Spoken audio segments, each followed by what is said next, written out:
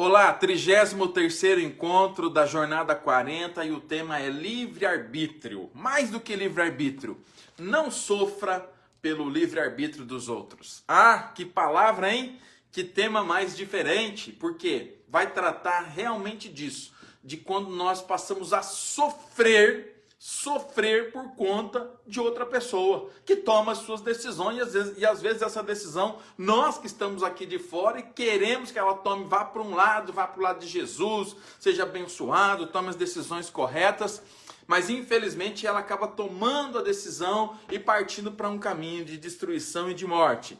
E ali pega aí a gente pelo pé, às vezes pelo coração, pela alma, nos apegamos a pessoas, nos apegamos a indivíduos, a situações, passamos a amar essa pessoa e às vezes podemos até ir além do que era o que Jesus mandou a gente fazer.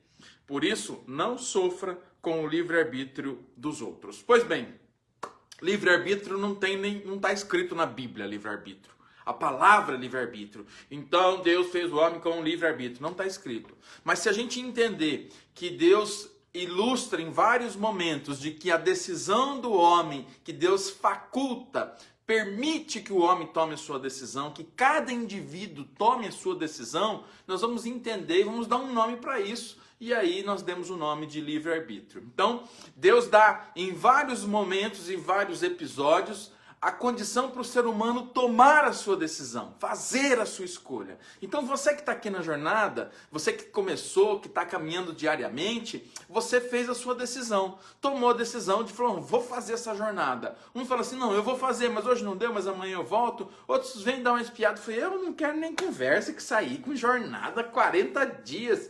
Deus me livre ficar 40 dias ouvindo esse pastor aí, cada noite uma conversa, toda noite, não, e Deus não quer nem ouvir, quer nem fazer. Então, é livre-arbítrio.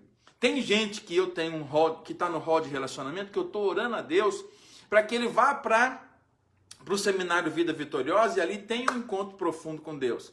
Mas que não vem na jornada, que não participa, e sabe o que eu tenho que fazer? Respeitar a decisão desse indivíduo e não sofrer. Mas por que o fulano não estava aqui, né? Quantas vezes a gente ouve uma palavra, se o fulano tivesse aqui, se o Beltrano tivesse aqui, isso seria para ele, seria para ela, porque ele precisa. E nós ficamos nesse ambiente de sofrimento, querendo que as pessoas tenham uma atitude que elas não querem ter, que elas não vão ter, porque elas têm a capacidade pessoal de escolha, como você tem a capacidade pessoal de escolha. Deixa eu te dizer uma coisa, se você já der conta das suas decisões serem as melhores para a sua vida, já pode dar um glória a Deus, um aleluia. Se você já conseguir dar conta do teu livre-arbítrio te levar para um caminho de bênção e não levar para um caminho de maldição, já está valendo e valendo muito. E agora vamos para os referenciais bíblicos. Primeira passagem bíblica, lógico, né? Aquela mais grave de todas que comprometeu. Gênesis 2, 16 e 17. Deus falando para Adão, o primeiro homem, o homem que já tinha condição de escolher, né? Diz assim, e ordenou o Senhor Deus ao homem, de toda a árvore do jardim comerás livremente, mas da árvore da ciência do bem e do mal não comerás, porque no dia em que dela comeres, certamente morrerá. Deus não está falando assim, estou definindo que você não vai comer e é proibido comer, eu vou fazer você com um jeito que seja impossível você comer. Não, Deus fala para ele assim, olha, você pode comer livremente de todas, mas daquela você não deve comer. Ele diz bem claramente, não comerás, porque se você comer, certamente morrerás. Deus está dizendo para Adão assim, então, se você tomar a decisão de comer, vai morrer. Você pode tomar a decisão. Então, claramente, Deus deixa sobre Adão a decisão. Se Deus deixa sobre Adão a decisão, significa que Adão tem a capacidade do sim ou do não, do escolher comer aquilo que era proibido por Deus ou não. E aí, claramente, por conta da decisão, a consequência da decisão. Então, certamente morrerás. Então, Deus não falou o seguinte, não vou deixar você. Poderia nem ter inventado essa árvore, deixado fora. Por que não deixou ela no céu? Mas não. Essa é a grande característica de Deus, que ele tem o controle de todas as coisas, mas ele não influencia na decisão. Ele permite que a decisão seja sua, seja minha. Então as decisões que nós tomamos, elas são pessoais. Elas são pessoais e de foro íntimo. Então, essa pessoa que você está ajudando, né? Vamos falar dela, não vou falar de você, vou falar dela. Então, você leva ela para a igreja, você vai lá dar uma cesta básica, você abençoa ela de um jeito, você abençoa de outro, você manda um versículo, você manda um WhatsApp para ela. Se ela está sem celular, você vai lá e dá um celular para ela, você dá o dinheiro no passe, mas a decisão de ir ou não é dela. É ela que vai tomar a decisão. Então, Deus faz o homem com a capacidade pessoal de tomada de decisão que nós chamamos de livre-arbítrio. Aí existem os teólogos, os estudiosos, não tem como ter livre-arbítrio se ele está embaixo do pecado, se ele está escravizado. Lembra que Jesus falou, se alguém peca, se torna escravo do pecado? Veja só que a escravidão que o pecado gera na mente do ser humano, ela é uma escravidão que impulsiona ele a pecar. Eu penso que uma das coisas que é mais difícil, que seria quase que impossível, seria o homem não pecar. Porque com a natureza de Adão veio para cada um de nós, nós temos a tendência natural de pecar. Não, mas eu não peco, eu vou na igreja, eu faço as coisas tudo certinho, como diria o italiano. Faço tudo certinho. Faz certinho? Faz, mas você não peca se você perceber teu sentimento, não por pensar, nem por pensamento. Não, eu não pensei isso, vou limpar minha cabeça que eu não quero pecar, estou limpando. Aconteceu alguma coisa. Os sentimentos, se eu tenho um sentimento, quem controla sentimento, gente? Ninguém controla sentimento. Então vem o sentimento às vezes de uma raiva, de um ódio, de um não sei o quê, de um pensamento do diabo que passa ali, passa na cabeça da gente. Então ninguém controla sentimento. Então a gente também peca por sentimento. Por isso que somente a presença de Jesus na nossa vida para nos manter em conexão com o Pai, porque só Ele é o único que não pecou. Então, no nosso livre-arbítrio, se nós estamos imersos ao pecado, imersos e distantes de Deus, nós temos uma tendência maior de tomar a decisão que nós chamamos segundo a carne. Mas tem as decisões que hoje nós, tendo o Espírito Santo, tomamos ela baseada no Espírito. E essa decisão de carne e de Espírito é uma verdadeira guerra. É uma verdadeira batalha no ambiente mental do ser humano. Porque o Espírito coloca uma situação. Aí nós temos no mínimo três elementos para uma decisão. O Espírito de Deus, Satanás e eu mesmo. Então, eu tenho coisa que eu gosto de fazer, tem coisa que Satanás lança sobre mim e tem coisa que Deus lança sobre mim. Então, nessa batalha do bem e do mal, das forças das trevas com as forças angelicais e a minha decisão pessoal, nesse meio está o livre-arbítrio. Nesse meio, nessa decisão. Mas o nosso Deus, ele é um Deus justo, e ele é um Deus que dá oportunidade a todos de maneira igual. Ele não faz acepção, ele não faz escolha de pessoas. Porém, aquele que está imerso no pecado, está escravo dele, tem uma tendência maior de se manter no pecado. E aí é a hora da gente ter esse discernimento. Nós que queremos povoar o céu, saquear o inferno, nós que queremos abençoar vidas, ver às vezes um membro da família no reino de Deus, nós queremos isso, nós passamos a sofrer por conta disso, e sofrer muito. Mas essa pessoa tem o diabo falando na cabeça dele, a tua intercessão sendo o papel do intercessor e a natureza dele. E veja, Deus vai ser fiel, justo, para apresentar para essa pessoa o reino de Deus da mesma forma que apresentou para você. E ela vai escolher se ela quer ou não. Então, não depende de você. E é por isso que eu falo para você, tome muito cuidado para você não passar a sofrer por conta do livre-arbítrio do outro. E é duro você chegar à conclusão, nossa, fizemos tanto essa pessoa ainda decidiu isso, decidiu andar para trás, decidiu cair, decidiu. Então qual é o seu papel? Respeita o livre-arbítrio dela. Mas diga, olha, se você comer dessa árvore, certamente morrerás. Então você passa a ser apenas e com amor uma referência de que, olha, essa tua conduta, não, mas eu não creio que esses negócios de igreja, que esses negócios de Bíblia, isso aí vai influenciar, eu creio na minha mente humana. Você pode crer, querido, você pode crer, mas o coração do homem faz planos, mas o que prevalece são os desígnios de Deus. E o plano do homem geralmente leva ele para a morte. Agora, enquanto ele não passa por uma situação mais profunda de aperto, ele não vai ter o descortinar disso tudo. E o que nós queremos é que ele viva já uma vida igual você já está vivendo na presença de Deus, né? Você já fez a jornada 40, já assimilou todas as informações, já está com a sua mente aberta, os céus já estão abertos sobre você, você já fala com Deus, você vai querer o camarada arrancar lá dos quintos dos infernos que ele tenha essa intimidade. Não vai ter. E ele vai ter a condição de escolha dele. Sabe o que vai acontecer? Ele ainda vai escolher ainda caminhar no erro do que vir para o acerto, porque a obra pertence ao Senhor.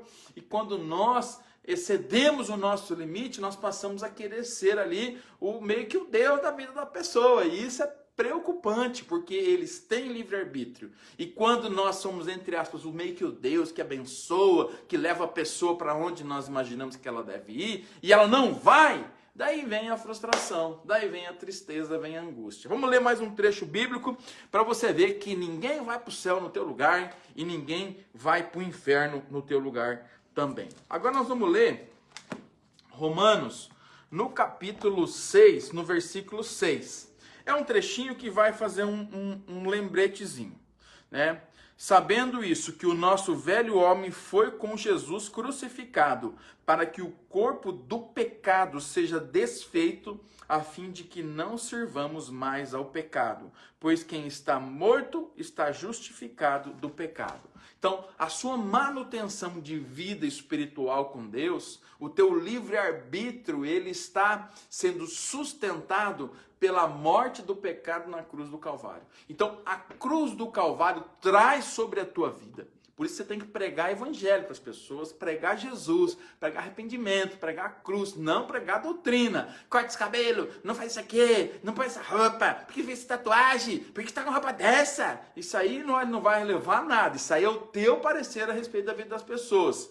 Não pare de beber, está bebendo, você não sei o quê, está fumando, não... Se entrar por esse caminho, só vai se estrepar. Você tem que lançar a palavra de Deus, porque a pessoa está imersa no pecado de uma maneira que o livre-arbítrio dela não consegue escolher outra coisa senão o pecado. Ele se tornou escravo do pecado. Então ele vai continuar fumando, vai continuar bebendo. Agora, quando você traz cruz do Calvário para a vida dele, quando você conta e fala de Jesus, quando você fala o plano de salvação, você está lançando ali naquelas trevas o poder de Deus que foi liberado na cruz. E esse poder vai lá e começa a tirar a pessoa do aprisionamento espiritual que ela está.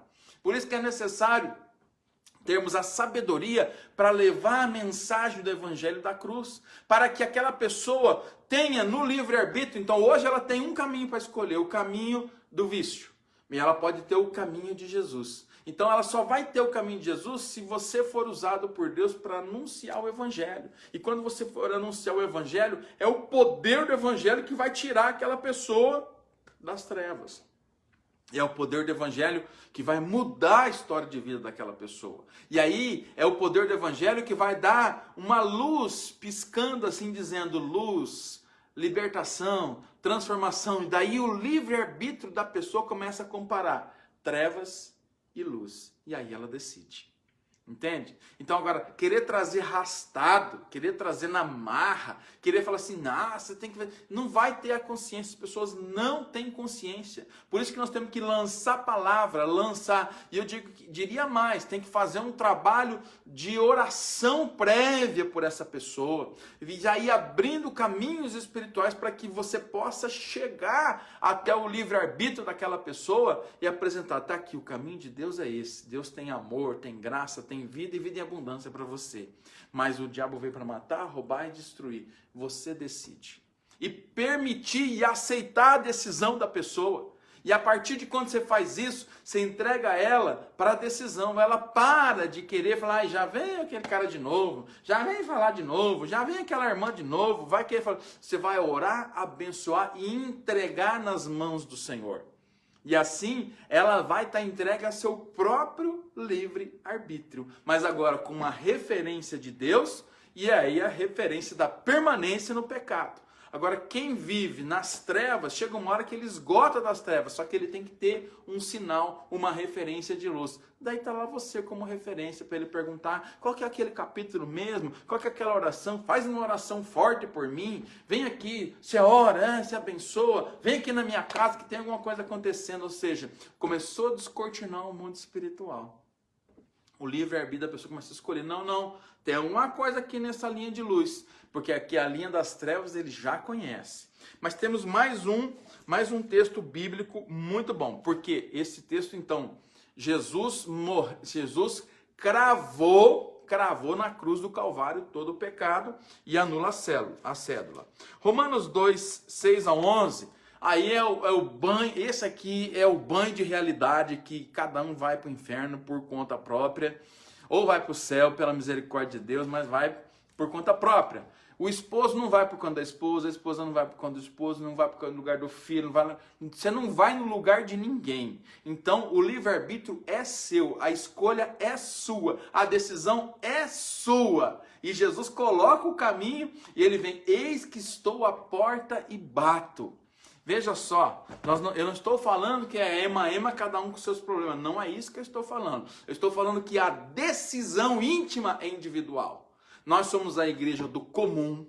Nós devemos amar, a única coisa que nós devemos, por irmão, é o amor de Cristo. Nós devemos congregar, nós devemos estar juntos em comunhão, orar uns pelos outros, uns com os outros. O pão da vida, que é o corpo de Cristo, foi dividido e repartido entre nós, é o símbolo da Santa Ceia. Então a igreja é a igreja do nós, não é a igreja do eu. Mas a decisão é pessoal, a decisão é íntima. O tratamento de Deus é pessoal, é individual. Então, essa comunidade, a comunhão dos santos, a reunião dos filhos de Deus, ela promove um ambiente de congregação, um ambiente onde o Espírito está presente. Mas vamos lá para a palavra, só um pouquinho. Romanos 2 diz assim, vai falar sobre um homem que julga, alguém que não tem um bom comportamento. Tu, ó homem, que julgas os que fazem tais coisas, pensa que fazendo escapará do juízo de Deus? Ou desprezas as riquezas da sua bondade, paciência e longanimidade, ignorando que a benignidade de Deus te leva ao arrependimento? Então, Deus está ilustrando, Deus é bondoso, é benigno, Deus vai dando chanchinha, uma chance, mais uma chance, mais uma chance, mais uma chance, mais uma chance, mais uma chance. Eu não sei quantas chances você já teve de ter uma vida com Deus, quantas vezes Deus já falou com você, quantas vezes Deus está interagindo e falando com você. Mas veja só, tem gente que tem a dureza do coração, e a gente sempre sofre com essas pessoas duras de coração, porque nós queremos que elas tomem uma decisão e elas não tomam. Olha só, mas segundo tua dureza e teu coração impenitente, ou seja, teu coração rebelde, entesouras ira para o dia da ira da manifestação do juízo de Deus. Ou seja, as pessoas que não ouvem a Deus, as pessoas que não querem, elas passam a entesourar, ou seja, se encher de coisas que iram a Deus. Percebe isso que a palavra está dizendo? Olha, então a pessoa que não quer ouvir a Deus, que ela toma a decisão dela, que faz isso aqui, eu sei o que está fazendo, está se entesourando, se enchendo, se enriquecendo de coisas que iram a Deus. E eu não quero estar no coro dessa pessoa, não. Porque vai ter a manifestação do juízo. Olha só, o qual recompensará cada um segundo as suas obras. O qual no juízo de Deus recompensará cada um segundo as suas obras. A saber, quais são as obras? A vida eterna aos que, com perseverança em fazer o bem, procuram glória, honra e incorrupção.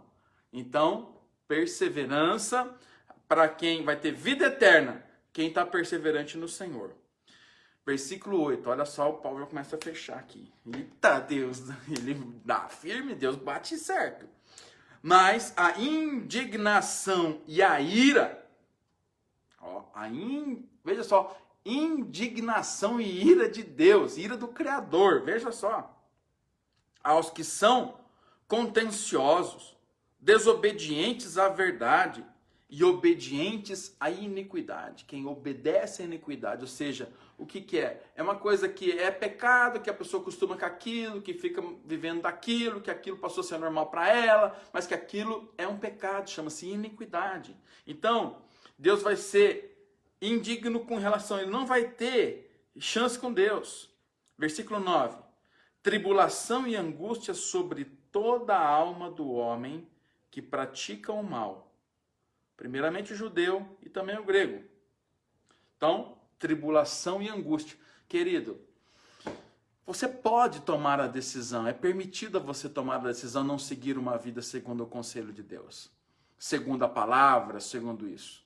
Mas existe consequência disso. A Bíblia relata que a consequência é isso daqui, ó.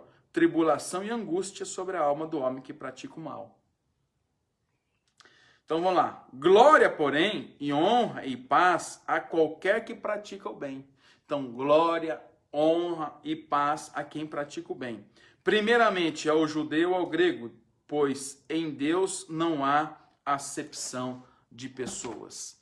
Então, o livre-arbítrio, você pode escolher ter uma vida com Deus. Você pode escolher assistir essa jornada. Hoje é do capítulo 33, o 33º. Quanta coisa já foi falado nesses 33 capítulos aqui. Você pode decidir, falar assim, sabe uma coisa? Esse pastor que vá para o caminho que Deus quiser, que eu não estou nem aí com ele, quero nem saber disso aí.